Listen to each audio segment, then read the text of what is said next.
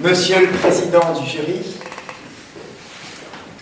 cher public, si vous croyez que l'éducation ne sert à rien, essayez l'ignorance, nous propose ironiquement l'anthropologue québécois Serge Bouchard. En effet, qui oserait prétendre que l'éducation est inutile? En venant au monde, le petit de l'homme est parmi les êtres les plus démunis de la création. Donc, sans éducation, il lui sera impossible de s'accomplir et d'affronter la vie. Le verbe éduquer vient du latin educere, qui signifie guider hors d'eux. C'est bien là le rôle de l'éducation. Permettre à l'enfant de briser sa coquille et de quitter le nid familial. Quel doit être le contenu de l'éducation? Quelles connaissances fondamentales l'enfant doit-il acquérir?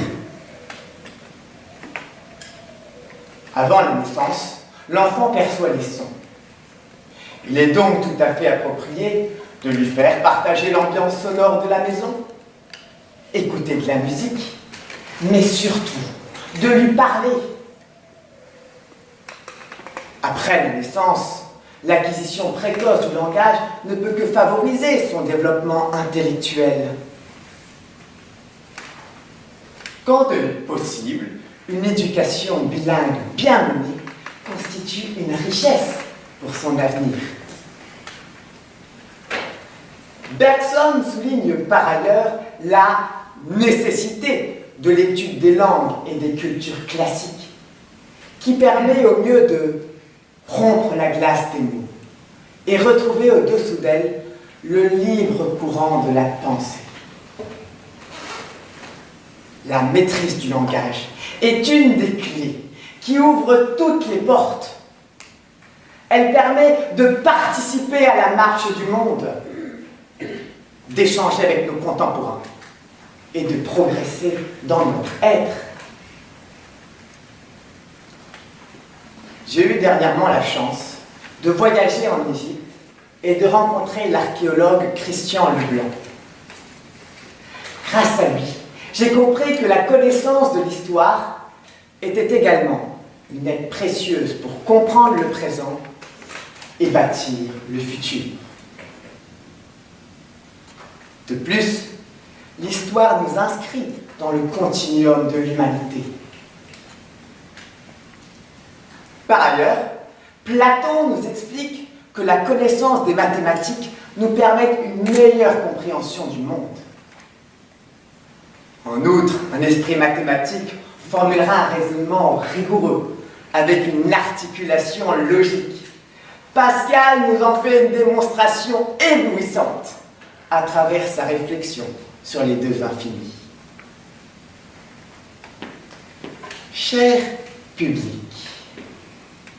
apprendre à raisonner est une belle chose, certes, mais la raison, seule, est sèche.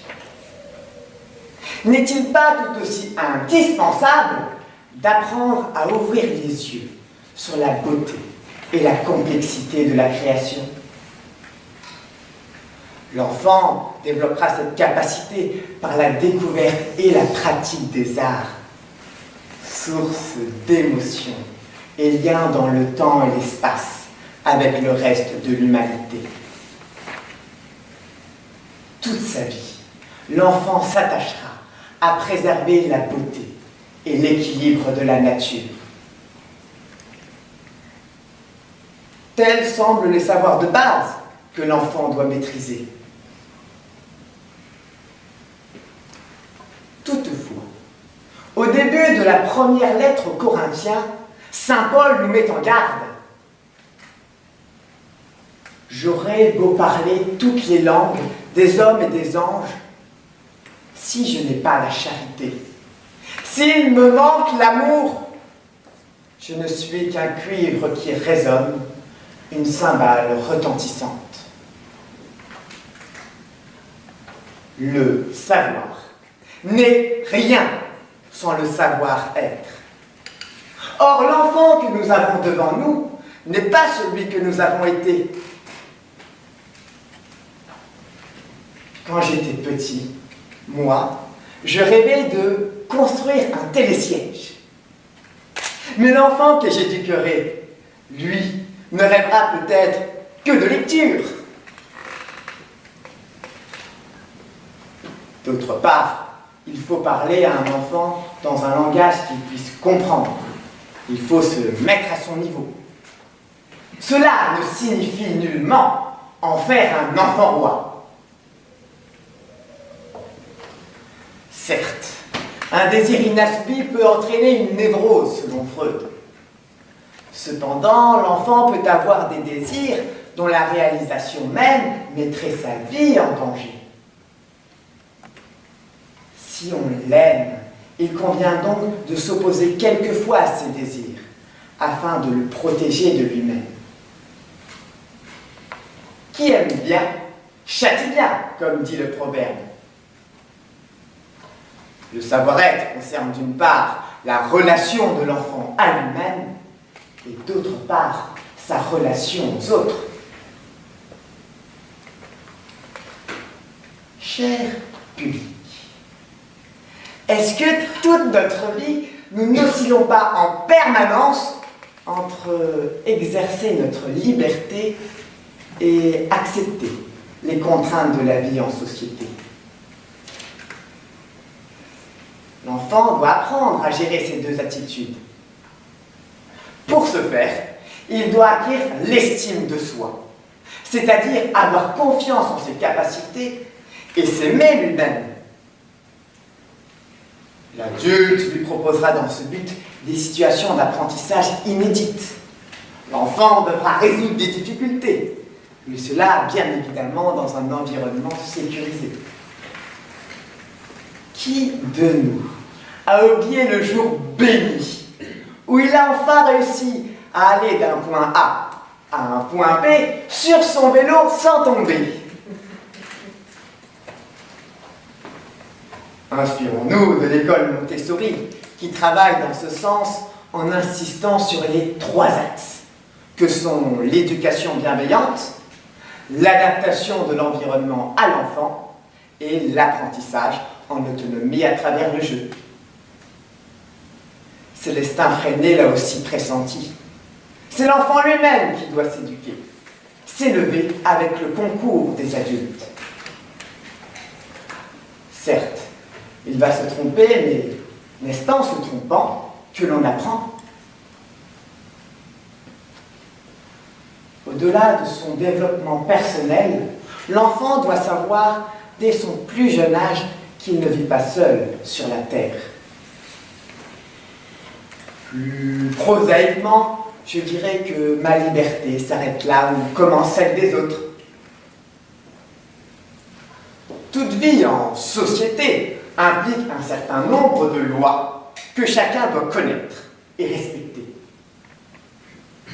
Il est nécessaire de les expliquer à l'enfant avec patience et fermeté, de ne jamais revenir sur ce qui a été convenu et bien entendu de les respecter soi-même. Cela peut paraître compliqué, voire ardu, mais tout est beaucoup plus simple lorsqu'on agit par amour. Il y va du projet de vie de l'enfant et de son avenir. L'amour est donc l'ingrédient le plus important.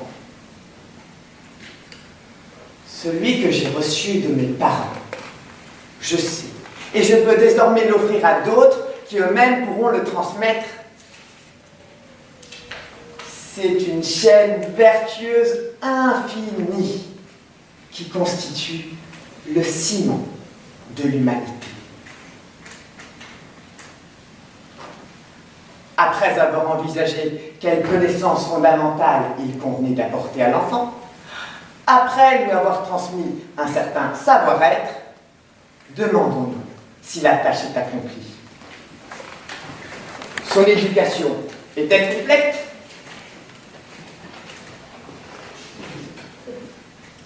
Lui avons-nous appris comment développer son esprit et élever son âme? L'homme est le seul mortel conscient de sa finitude. L'enfant doit apprivoiser la peur de la mort, mère de toutes les autres peurs. Plus vite il sera conscient des limites humaines, plus vite il pourra réellement vivre sa vie. La condition de mortel, que l'on peut considérer comme une faiblesse, devient une force dès lors qu'elle confère à la vie une intensité flamboyante. Elle nous exhorte cependant à l'humilité. En effet, que représentons-nous au regard des milliards d'êtres humains qui ont successivement peuplé notre planète? Très peu. Si peu. Cependant, chacun de nos actes, chacun de vos actes implique l'humanité tout entière. D'où la nécessité d'apprendre à l'enfant les notions de bien et de mal. Il doit aussi apprendre à exercer son libre arbitre afin d'opter finalement pour les solutions les plus conformes à la morale.